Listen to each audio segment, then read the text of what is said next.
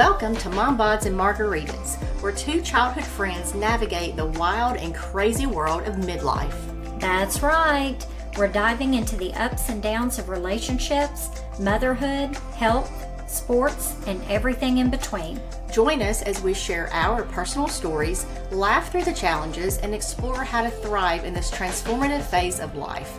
Whether you're feeling lost, empowered, or somewhere in between, we're here to remind you you're not alone. So grab a coffee or a margarita, settle in, and let's embark on this journey together. It's time to embrace the chaos and celebrate the beauty of midlife. Let's get started.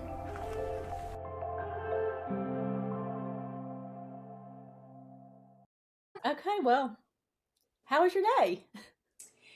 Well, it was good, very busy, had a lot going on at work, and as always, just got me thinking about a lot of stuff. So, I'm doing a lot of interviewing right now at work, got an open position that I'm working through, and just kind of got the wheels turning. I know we had discussed, what we were going to talk about tonight. We always are looking for subjects that might be relevant to our audience, and especially if we've got kind of middle-aged women, depending on where they are in their career and in their life. I just really see the importance of getting your resume updated. If you're an empty nester, you're working on your career, if you can do certifications, if you can meet with a career coach. I've done that twice in my past. I think it's just really important, and it's funny that we were going to talk about that, and then that's kind of what's going on as I'm looking at other people's resumes, Right. looking at their experience and how they're presenting themselves. I thought, wow, this is timely. I think it also helps with the stress level. So Mm-hmm. if you, let's say, were to flip the table and you had to do a resume or I had to do a resume, if you consistently keep it up to date, I Mm-hmm. think it's easier to just tweak things here and there rather than trying to just start from scratch and going Absolutely. back as far as you can. And it just puts a new level of stress because clearly, usually, if you're updating your resume, you're looking for a job or you think you might be looking for a job in the near future. And so that's just added stress, whether it's a voluntary change or not. There's different areas in your life where if you will just consistently keep things updated, I think it helps with your stress level, especially at our age. I've got some notes since we're just diving in. I might as well go ahead and read them so we won't be jumping around. So I didn't mean to hijack your statement here, but a couple of things that I had was being prepared. We're talking about self improvement tonight and being influential and who influences us. And so one of the things that I had was being prepared. So if you have to make a checklist, make a checklist. I love a checklist. And when I Me can too.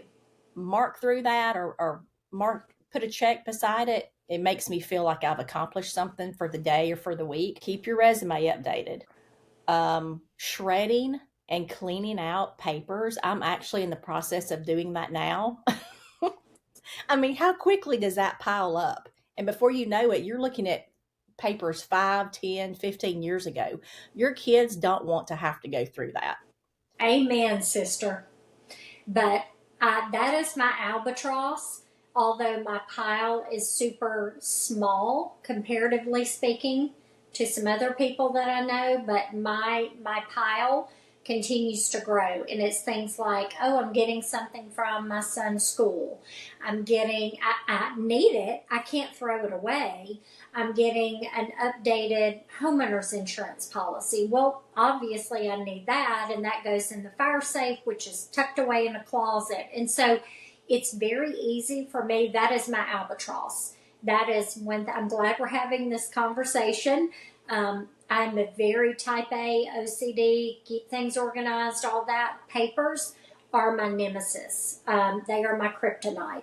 And I have all these papers that I need to do something with. I also live in a smaller space, and so I don't have like a place for a file cabinet where I can go throw things in. It's like I've got to go through them right away. I've got to file them right away or I've got to shred them right away. And that is one area of improvement that I am hell bent on getting better at this year. I wish I had a more centralized location to keep all of my papers. I could always remember. Now I'm having to hunt in every spot, closets, bins for papers that I thought I was getting organized, storing away, and now I can't find anything. So that's my project I will be working on this summer. Yeah. And I have another friend that is the definition of organized. I don't care how organized you think you are. If you see the organization that she has, it is incredible. And I'm not going to say any names just because, but um, a shout out to her. When she moved, she had every box labeled with a color coding system, had a poster up on the wall with the color codes and where everything went, had one for the movers, had one on the wall in the new house. When I say organized, nobody holds a candle. Like, she could be a professional organizer for a living. And so if I weren't so embarrassed about my filing or lack thereof, I would have her come do it. But I think I need to clean out my closet. Again, when we're talking about self-improvement and who we want to emulate, I'm not looking for perfection from myself. There is a standard that I would love to be at, but it's kind of like we had a conversation earlier today at lunch, and we talked about, oh, I'd love to look like that, but I'm not going to eat almonds only and work out 12 days a week, right? There is a level of organization to which I would aspire, but I am not going to spend every moment of my off time trying to organize something. But I do think I can vastly improve where I am. And then I would know where things are, and it wouldn't be trying to play catch up. I love being organized, and I feel like for the most part, I am an organized person. You are. Not always, but I do let the papers pile up. I am in the process of trying to get organized. I don't want my kids to have to go through all of this. God forbid something happens. I love my husband, but all that would probably just sit there and not ever be gone through or shredded or anything. And at some point, my kids are going to have to go through all of our belongings, whether it's an estate sale, whether it's, a garage sale, throwing stuff in the dumpster. They're not going to want to do all of that stuff. Mm-hmm. So I'm trying to also keep that in mind. Listen, I'm not on my deathbed, but I am 50 years old, and we never know what tomorrow holds. So I'm just trying to get my life in order a little bit, and hopefully it will make less stress for everyone else involved. Yes, absolutely. And I think I need to do a better job.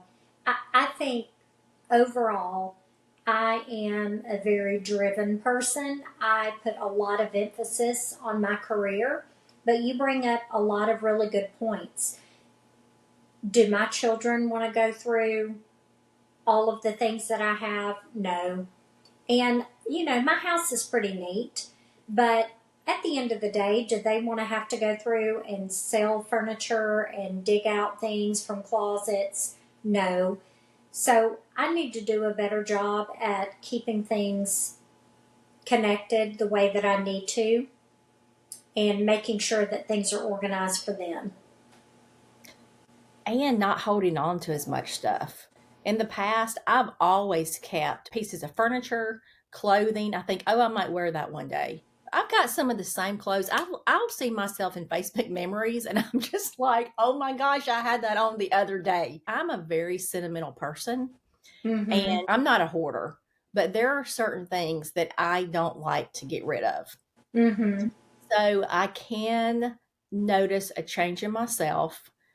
Again, it's probably my age, and the older that I'm getting, I'm wanting to just flush out a lot. I'm wanting to declutter.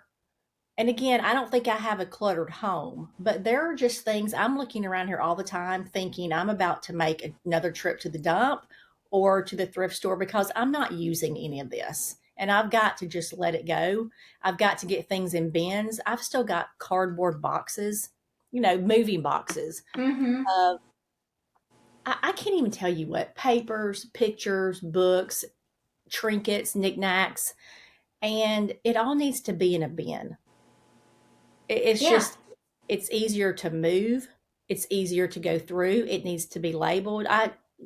Listen, I'm just thinking about all of it. I'm like, I have so much to do, but at the end of the day, when it's done, it will be glorious. I won't have to worry about it anymore, and it will make it easier for someone else to have to go through. Yeah, and not too long ago, you cleaned out your garage. When you were over here, I moved here. I had an entire room full of boxes and stuff that I put into a yard sale. And we got rained out, and I Hmm. had to put it back outside a second time. And then I sold some and I donated the rest. And I was probably sitting on quite a bit of decently, I guess, decent quality stuff, but I ended up just taking it to the thrift store and getting rid of it. And that's when my tables got stolen. Oh my gosh, yes. And we have to pause right there to memorialize Lisa's card tables that she let me borrow for this yard sale. I mean, I felt so bad. Wasn't So your it fault. started pouring rain. We started pulling everything in after we had set it all up. And trust me, guys, I had a lot of stuff because I moved from a larger home into a smaller home. We drug stuff in, the pouring rain, it's windy. We leave her tables out there turned on their sides so that they can dry. Well, guess what? Someone literally drove by and stole the tables out of my front yard off the sidewalk. And I was so irritated by that. And I thought Lisa had come and gotten them because Didn't I I ran go an home? errand. Didn't I go home to get the van or something like that to Yeah, bring you had back? an errand to run or something. I don't know. And Jeffrey was going to come by and get them. And Yes. I thought Jeffrey had come by and gotten them. So I texted her. I was like, "Hey, did Jeffrey came by and got the tables?" And she's like, "No." So I asked one of my neighbors. I'm like, "Is this a bad neighborhood? Do people like come by and steal stuff out of your front yard?" And she was like, "No, the people that lived there before used to put stuff out on the curb all the time for people to take." And I was like, "Well, I wish I knew that. I Or definitely wouldn't have done it." I guess someone saw the garage sale sign and just thought, "Oh, this is being left out for just anybody to pick up." Still, kind of random, but Oh, whatever. ridiculous. I But use those card anyway, tables for bunko too, so somebody messed it. Oh, and I think I had bunko either you that day. did. I had, yes, I had bunko coming up. I was hosting at my house, and I had to go buy new tables at Lowe's or somewhere. And Anyway, y'all, I just for the record, I'm not a jerk. I offered to pay for them. I tried to go to yes, you Walmart and did. get them. She would not let me do it. So I know some of you are sitting there like, "Oh my God, I can't believe they stole them out of her yard and she didn't replace them." Well, it wasn't your fault, so you didn't have to pay for them. It was terrible. But you shouldn't have had to pay for them either. But anyway, I'm going to Venmo you some money now because it's been almost a year. But what a mess. But anyway, all of that to say that I have pared down a lot. There's still more things that I need to pare down. My son may be coming home when he graduates from college and, looking for his first real job. And so a lot going on. And, I just need to get some things organized and cleaned out. I like to call myself a good 95 percenter. I get stuff 95% of the way there, and that 5% is going to sit there for a solid 10 years, whether it needs to or not. So that's kind of Yeah, how I am. I feel like I always have like two or three projects going on, and then I get overwhelmed because there's a mess in different rooms. But anyway, um, calendars is another way to keep yourself organized. Um, I know we're not talking about organization, but to me, these are self-improvement tips. Yeah. I use my calendar on my phone like no one's business. I never used to have to use a calendar. I always remembered what was going on, where I needed to be, what was going on this date. I have to look at my calendar several times a day just to kind of remind myself what's coming up. I set reminders on my phone, usually 2 days in advance. And sometimes I'm afraid I won't hear that reminder or I'll just not pay attention to it. So I'll set an alarm for the next day. Just things like that. I've got to stay organized because, again, when you get to be our age, you become forgetful. And it's just, I don't know why I'm not as busy as I used to be, but your mind just gets forgetful. So I'll leave it at that. Yeah, and I think when you're not so regimented with your schedule too, it's easy to forget. Now, what do I have going on today? Wait, I did have a doctor's appointment or something like that. I feel like I'm squeezing every minute of every day out.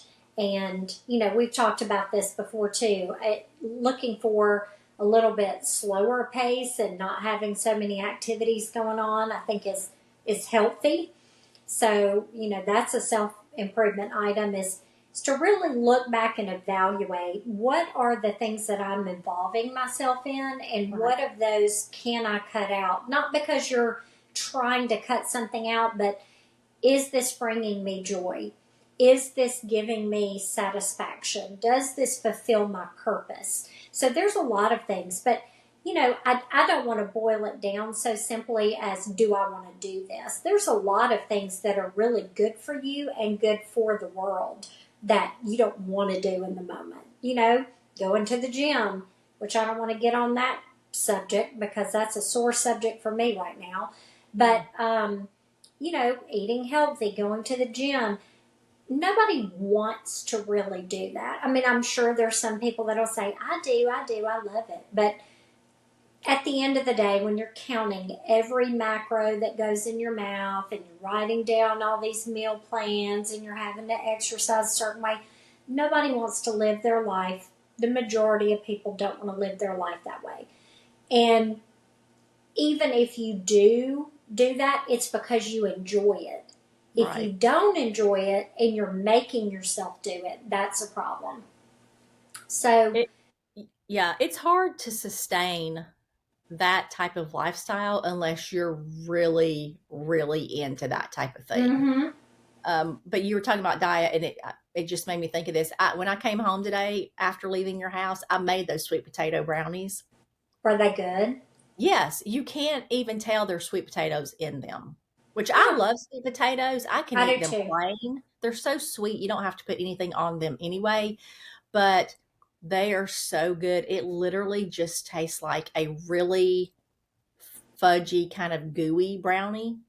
So I think that I probably need to put a little bit more almond flour in there. I did what the Mm-hmm. recipe said, but maybe my sweet potato was too big. But they're really, really good. So I'm going to start making those. But anyway, that just made me think of that when you said it. Well, and it's a better snack. Listen, I know that it probably has more calories than I need because I'm on this calorie deficit right now, even though I am struggling at the moment doing that. And I'm not a Whole Foods gal 24/7. It's very gradual for me. And if I can find snacks or recipes that I like that have a few ingredients versus a list, then that's what I'm going to do. Because I do think Mm-hmm. that it's important to try to stay away from, a bunch of the crap in our foods. So it's a simple recipe. And I Mm-hmm. also like that about it. And again, I always go back to our grandparents. They certainly weren't counting calories, and they were certainly Exactly. eating carbs and desserts and everything else. And the health issues that they had versus what we have are just totally different. So I think there's something to be said for just going back to that type of diet too. Yeah, I think, first of all, our foods are mostly processed. Even stuff you buy at the grocery store that's quote unquote healthy is processed food. And I'm guilty of grabbing things that I can heat up quickly or that I can snack on quickly. And part of that is because I live alone. And I'm not going to fix something that feeds a family of 10 for a week. I don't want to eat the same thing every day for lunch and dinner. I just don't. And so when I make something for like my kids when they come home, or my small group that I host, or ladies that come to my house, like I've got leftovers for days, and I don't want to eat that 10 times. It's fine to eat it a couple of times or Mhm. 2 or 3 days, but I don't want to have just gobs and gobs of food. And so it's hard to want to, or to be able to eat whole foods that you come home from work. I might get home late, I might not, but I have to start from scratch and try to cook an actual meal and not warm something up. It's going to be 8 o'clock before I eat. Yeah. And, that's just not where I am in my life right now. Um, but anyway, I think that everything with balance. And one thing that my pastor always says, and he's talking more about spiritual things, but it also applies to other areas of your life, is choices lead, feelings follow. So if you make the choice to love someone, you can love them. If you make the choice to forgive someone, you can forgive them. But that also goes with, if I make the choice to eat healthy, I can do it. If I make the choice to work out, I can do it. It's mind over matter a lot of times. And, we do what's comfortable. We're like water. We take the path of least resistance.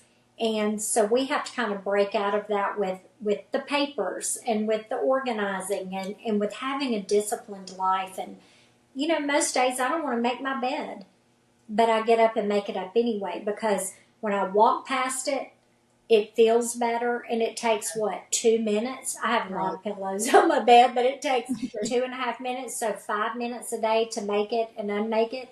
And again, somebody else might choose, I'd rather do something else with that 5 minutes. That's totally fine.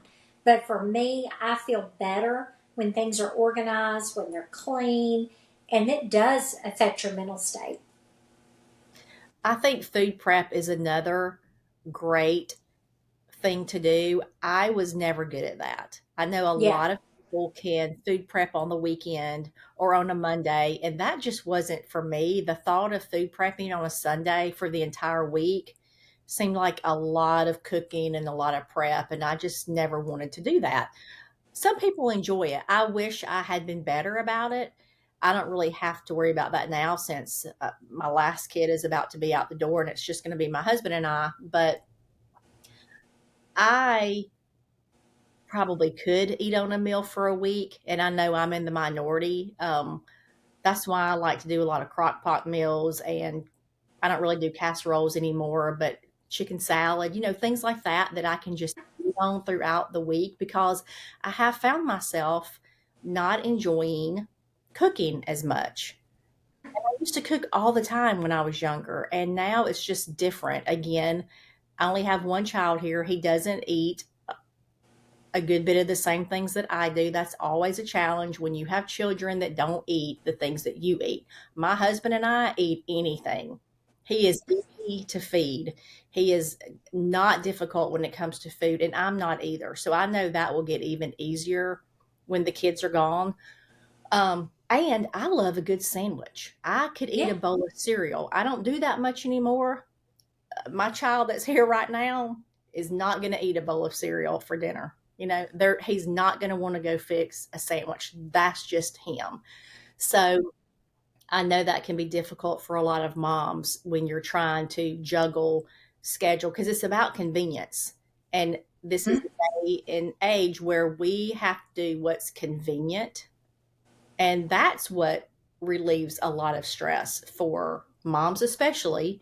I know there's dads too, but for moms, especially when you're juggling a million different things, you don't want to come home necessarily and cook a meal from scratch when you're not even walking in the door until 6 p.m. Yeah. So, I just think it's about having to, if you want it bad enough, you'll do it. Yeah. I wish I would have enjoyed food prepping, but I didn't want it bad enough to be able to do that on Sundays. I just figured it out as the week went on. So, but there were other things that, well, I wanted it bad enough and it was going to happen.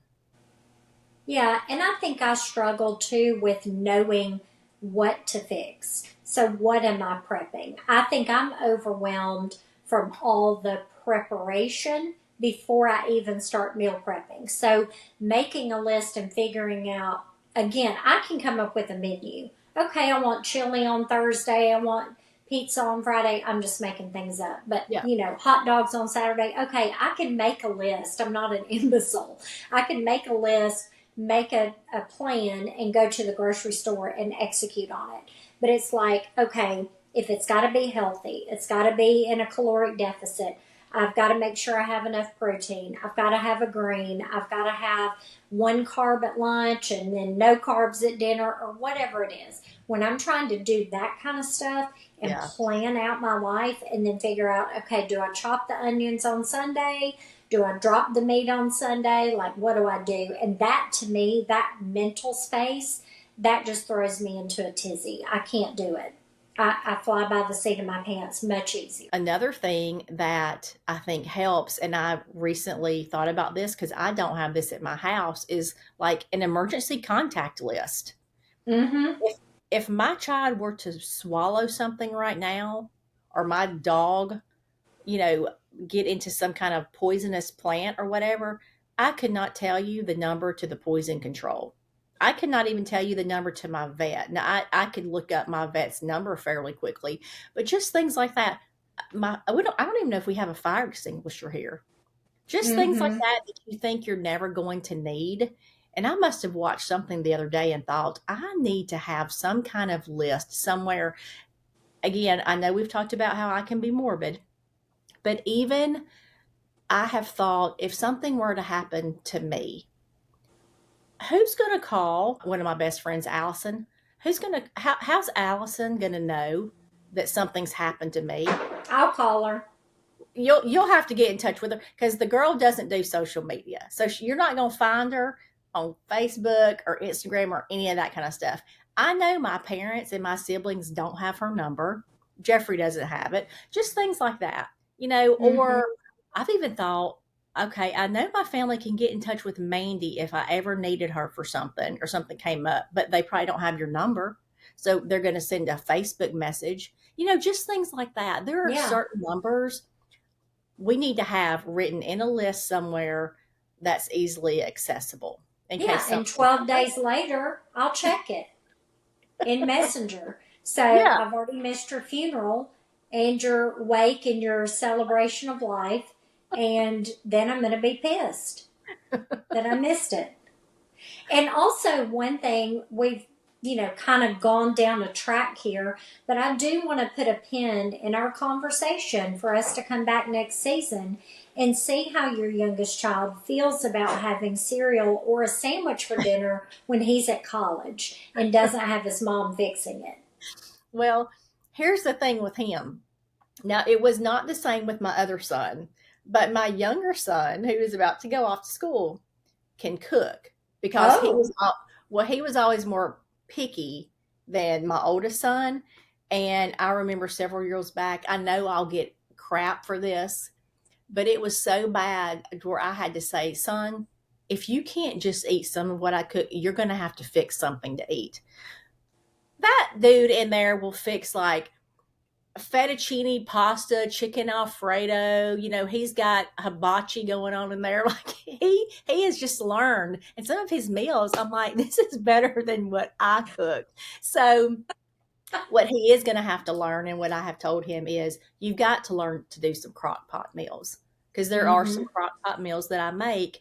And we're running out of time. So you need mm-hmm. to at least do a run through because you need to have stuff that you're going to eat on for days because mama ain't paying for 3 meals a day while you're in college. You're going to have to learn to eat grilled cheeses, which I know you like, a ham sandwich, and fix you some meals because we can't be eating out every single meal. But yeah, so he can cook. Now, my oldest son has learned, and he did learn a lot when he was off at Auburn, and he did some crock pot meals and all that kind of stuff. But he didn't learn until he got there. Yeah. Well, anyway, I'm impressed that he can cook, and if he's cooking hibachi, then I'm going to go visit in enemy territory, and he can cook me something. He loves to cook a white sauce for some pasta. He is in there. That He's is just mixing. He doesn't unbelievable. use a recipe. He just is pouring all kinds of seasonings. It's like everything in the kitchen sink, or whatever, however the expression goes. He's got cream. He's got butter. He's got garlic. He loves a white sauce. So he's like his mama in that That way. is unreal. Um, so I wanted to see if you wanted to go into talking about being influential and how you're influenced. I know this may seem like it's a different subject than what we're talking about now with self improvement, but when I was going through what it means to be influential and what it looks like to be influenced. So, if I can just read something that I looked up and then maybe we can talk about it. Sure. The internet talked about there's a difference in being an influencer and Mm-hmm. influential. And I think that's just because we're in a day of social media. Yes. But this says this was like an AI overview. So I have two different explanations. Being influential means showing up and sharing your expertise and experience so that you're serving people, you're helping people, you're changing lives on the daily. And then I found an influential person is someone whose actions, words, and opinions significantly impact the course of events or the thinking and behaviors of others. They have the capacity to shape decisions, inspire change, and persuade individuals or groups. This influence can stem from various sources, including their position, expertise, charisma, or ability to communicate effectively. And then I put that can be positive or negative. Most of what I was looking up, I think, had a positive connotation to it. But I really like the second explanation the best because for me, it was more of an overview. And you can see that all day long, whether it's someone that's personally influencing you or someone on the TV. We see that Mm-hmm. a lot with the news and politics and the items that were listed in this little description where it talks about charisma, Mm-hmm. you don't have to know what you're talking about necessarily. You could be dead wrong on what you're talking about. But if you're an effective speaker or an effective translator, or you've got charisma that just brings people in, it's almost like cult leaders, even. Mm-hmm. So I think it could be a positive and a negative, obviously. Yeah, and I think the word influencer, like you were talking about, is thrown around a lot because of social media. Anybody can get on TikTok or YouTube or Instagram and Facebook, whatever platform they choose to use, and they can call themselves an influencer. And oh, look at these cute shorts or look at these cute shoes. And then the next thing you know, they have a big following. And then no matter what they're telling you to wear, people are going out and buying it. Uh, Companies are sponsoring them. I've been influenced. I Yeah. mean, every ad that comes across about, crow's feet or looking younger or a specific type of, product for your hair, I'm going to buy it. I mean, I'm influenced. We're all influenced. But I think when you talk about being influential as a person, we all have a sphere of influence. Whether or not we like it, whether or not we agree with it, it's the truth. You Mhm. have a sphere of influence, even if it's your family. You are influencing people. You have a sphere of influence with really good friends. You have a sphere of influence with coworkers. If you're in any kind of clubs, if you play golf, if you belong to a tennis club, you have a sphere of influence around you at all times. And that's why people in sales are able to say, oh, well, this is my sphere of influence. This is who I'm going to start with when I want to start a business or talk to them about ideas. So I think you're right. It can be negative or positive, but you are influencing people every day, whether or not you know it. And I think we as moms need to understand that we heavily influence our children, the decisions they make, the things that they watch. They watch us make a lot of decisions based on our character, and that depends on how they're going to live their life. I think that you can influence your friends and family to have self improvement and do better just by your actions. You know, when you were cleaning out your garage, I was like, wow, I need to clean out my garage. You know, so those are small micro influences that we don't really think about. But I think if you have a positive attitude and you do have charisma, you are influencing a lot more people than maybe you think. It reminds me of accountability. So if you have a workout partner or a group of friends and you're holding each other accountable for maybe your diet or working out, you need that push sometimes. And they may not necessarily have to call and say, "Hey, have you worked out today?" Or, "Hey, did you stay under your 1,500 calories today?" You can watch them stay under their 1,500 calories and how they're doing it. You can watch them, whether it's, if you've got a Life 360 group that you see where each other are going, you've got a little group where you post pictures, whatever it is. If you're able to visibly see someone reaching a goal that you want to reach yourself, and they're not hounding you about it, they're not gloating about it, they're not being condescending about it, you're just watching them be disciplined. You're Mm-hmm. watching them hit the ground running. Mm-hmm. And it gives you a push to do better. Mm-hmm. That's how I respond. I am a big observer. I've been like that my entire life. Not everybody would maybe guess that about me, but I watch a lot of people and I listen to a lot of people. Now, I can have a big mouth and run my mouth all day long. People that know me know that, but I can also watch others and I pay attention to things that people are doing. And Mm-hmm. that's a good thing and a bad thing for me. Mm-hmm. But you don't always have to just put it in someone's face to be influential. Mm-hmm. And I think that ties into the self improvement and everything that we're talking about today to kind of tie it all together. I think your sphere of influence is very important. And when we were talking about, if something happens to me, I don't want my kids to have to go through my stuff and all of that. I think we can plan all we want to, but I also think it reinforces what we were talking about with female friendships and women friendships. It is so important who you surround yourself with. I have a friend right now going through something incredibly difficult with her health, and I'm trying to be an encouragement to her, but I'm one of many people that are trying to be an encouragement to her. And thankfully, she has a lot of people that love and care about her and that are coming around her. I know when I went through some very difficult times in my life, I had people that I could lean on. You're one of them.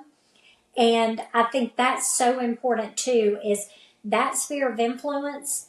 Some of them are very paper thin. And there are work friends and there are friends at church and all of that. But some of those friendships fall away when hard times come and they're paper thin and you can't lean on them.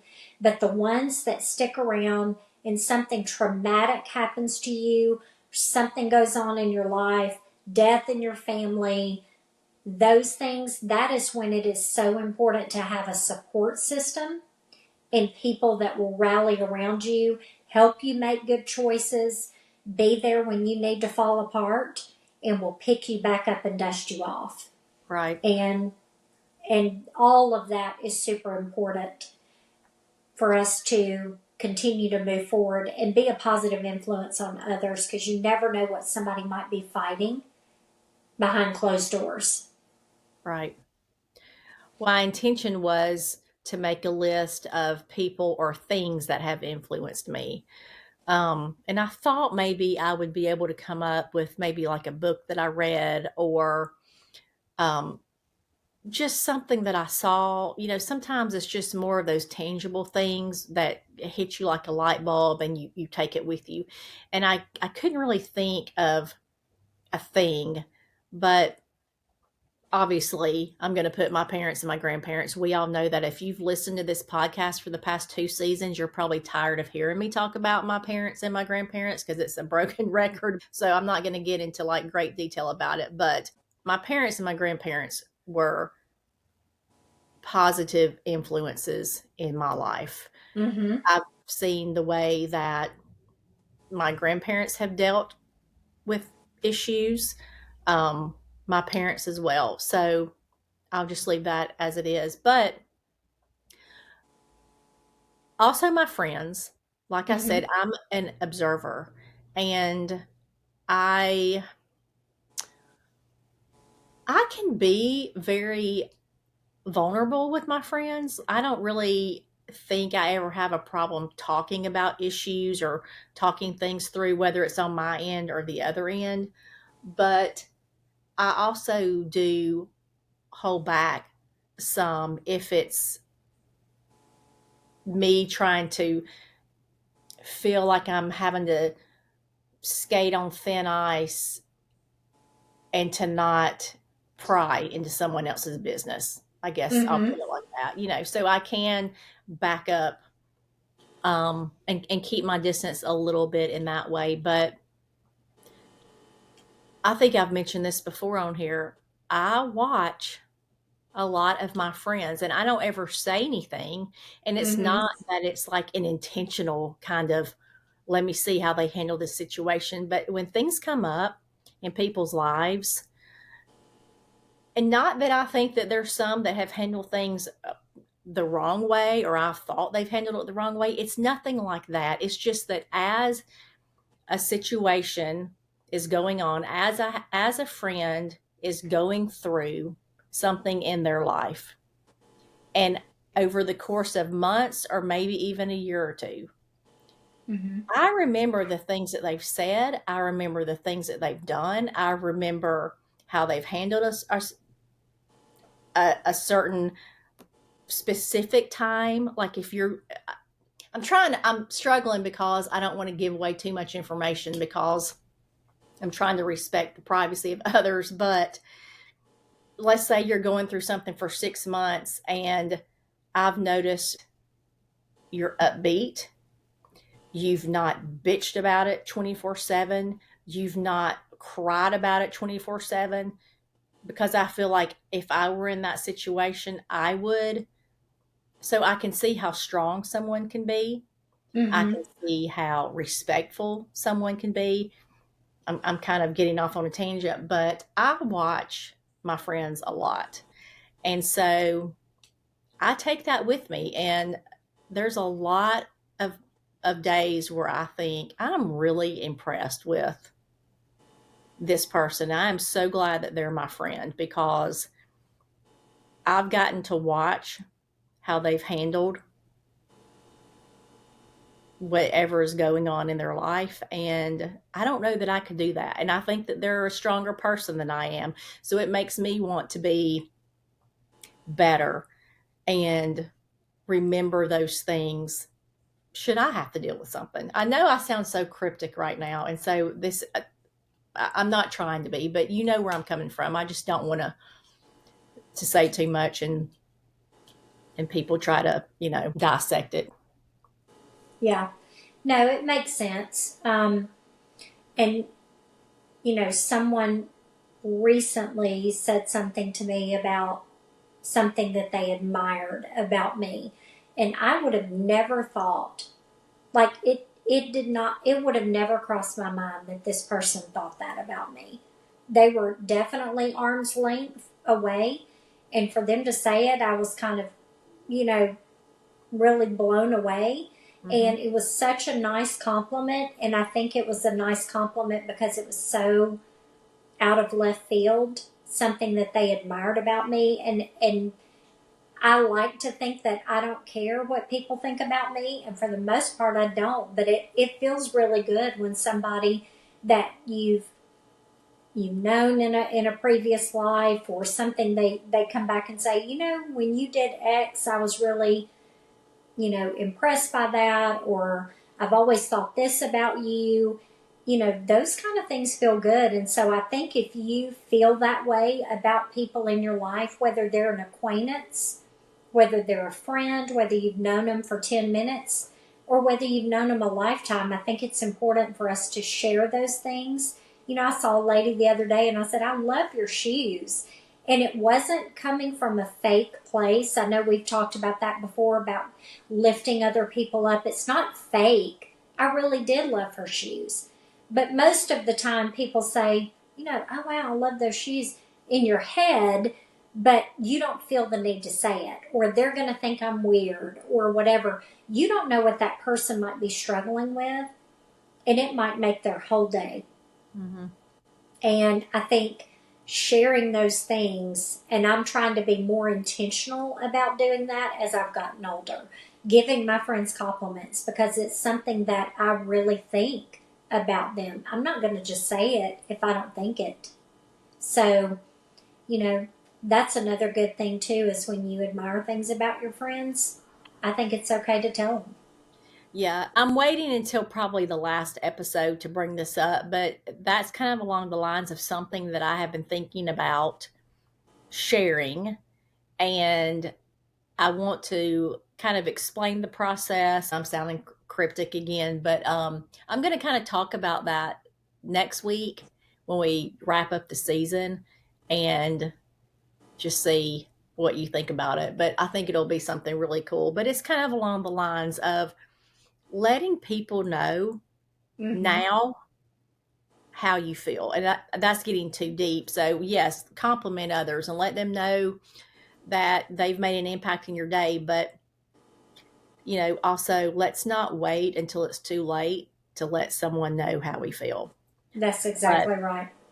uh, the other person that I put on my list that influenced me greatly and in a positive way, and this is going to be twofold, was my former pastor when Mm-hmm. I attended the church at Brook Hills. Yes. That was my most favorite time when I was going to church and attending church, and I was very involved in that and other areas. But I still remember the first time I visited the Church of Brook Hills. I believe it was in 2007. And I had just moved to that side of town. For those that don't know, it's in Hoover, but it's down Highway 280. And at the time, David Platt was the pastor there. And he had just been named pastor, I believe, before I visited.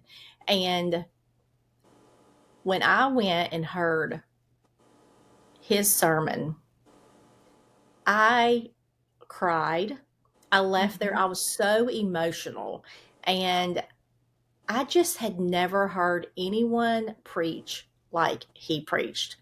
And long story short, decided to join there. And it was one of the best times in my life. Mm-hmm. And I grew so much from just hearing him preach. The man is so knowledgeable He is. about the Bible. He has a heart for really loving people and wanting to spread the word. And um, when he left to become president of the International Mission Board, I was so sad that we were Yes. leaving him, but it was the bigger picture. And he, I think, left there a few years back, and now he's a pastor in Virginia. But I think the reason why he was so influential in my life, number one, he's just a great pastor. He He is. knows that Bible back and forth, and he would dig deep into Scripture, which is what I like. And so I really kind of like yearned for that, and just at the time wanted to know more and go deep and that sort of thing. But I like consistency and I like authenticity. I know that we are not perfect human beings. I know that we all go through stages of life. However, there are certain people in this world that I expect a lot from. And if you Sure. are a pastor, I'm going to expect a lot from you. I'm going to expect more than what I expect from most. You are on a different pedestal. Okay. I'm not putting someone way up here where it's unattainable or, but I just don't think he ever faltered from what I thought a pastor needed to be as his character, Mm-hmm. his marriage, the way he treated people. It was so consistent. And I still follow him. I follow everything that he does. I follow him on social media. He has been rock solid, consistent, as far as I know, his entire life. And to Mm-hmm. me, that means something. That means that you really believe what you believe. You Mm-hmm. really believe what you are preaching. And I can appreciate that from someone. Okay. Mm-hmm. So I trusted him. I trusted what he said. I trusted anything that the man did.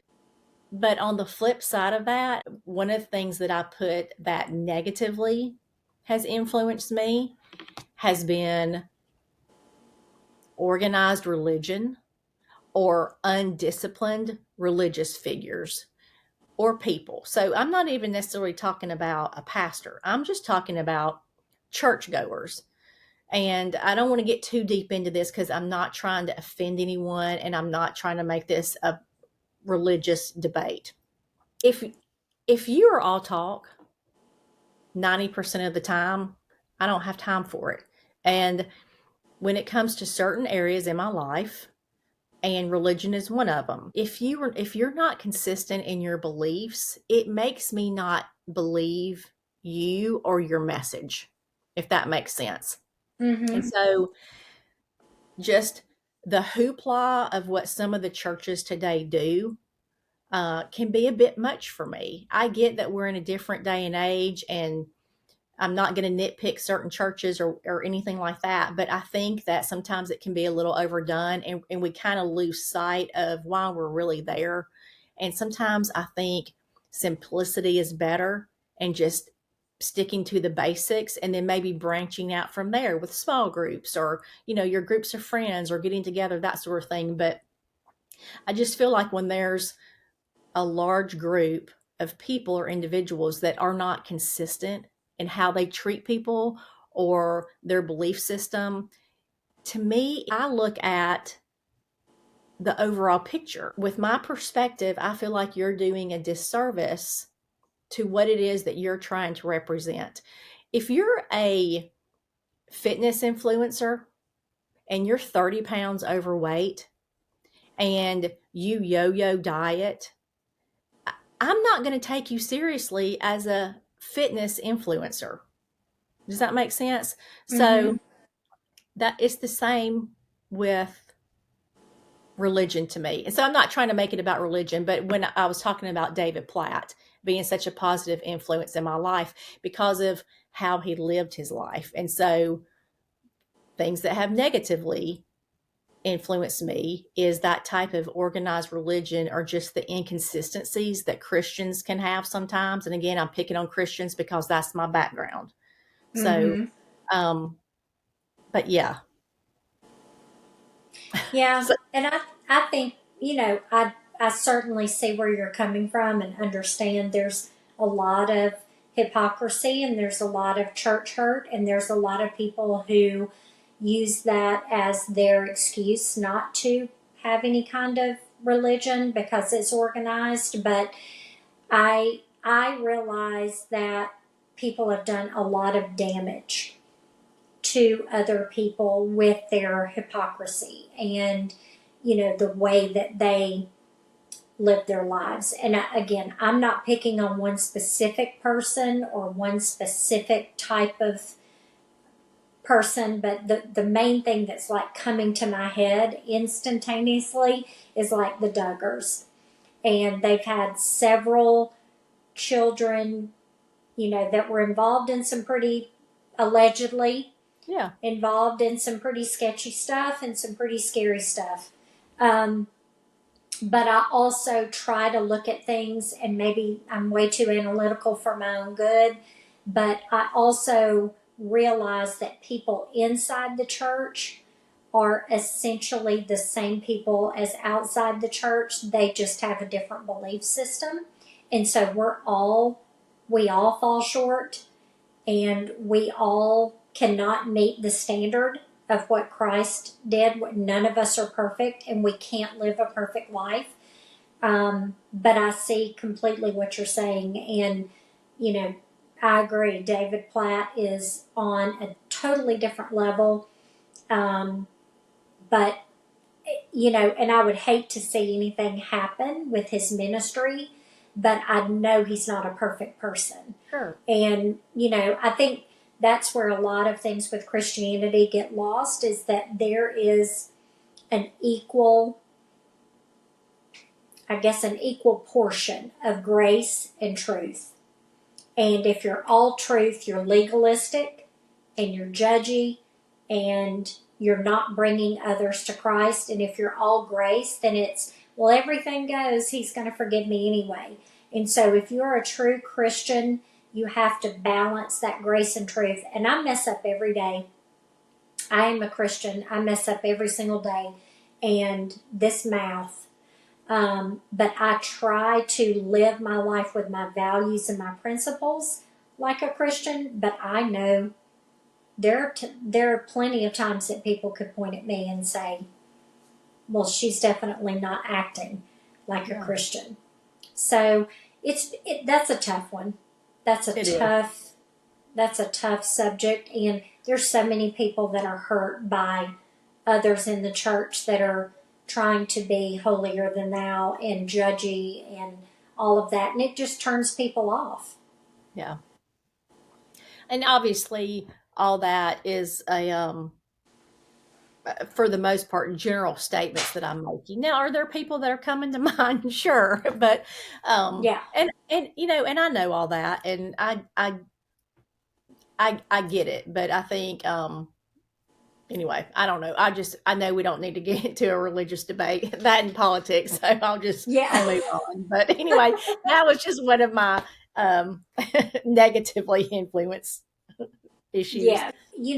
You just sometimes have to accept where you are, be the best version of yourself. I mean, there's days I feel like Shrek standing next to you. So, oh my gosh, give me a break. So you give me a break. But, but anyway, yeah, getting on this podcast with the most beautiful friend, and I'm like, Lord, help me. Stop. But and it helps that I'm 2 inches from the camera most of the time. So well, I've been thinking tonight, blue's definitely your color, oh, and thanks. your hair looks good. It always looks good though. But see, you have thick hair and I don't, so I've been looking at your hair thinking her hair is so thick and it just looks so nice, and mine's like, well, and it's washed too. Just FYI. See what? It's washed too. It's a good thing because I didn't notice it when I was over there earlier today. All right. Y'all have a good week. Bye.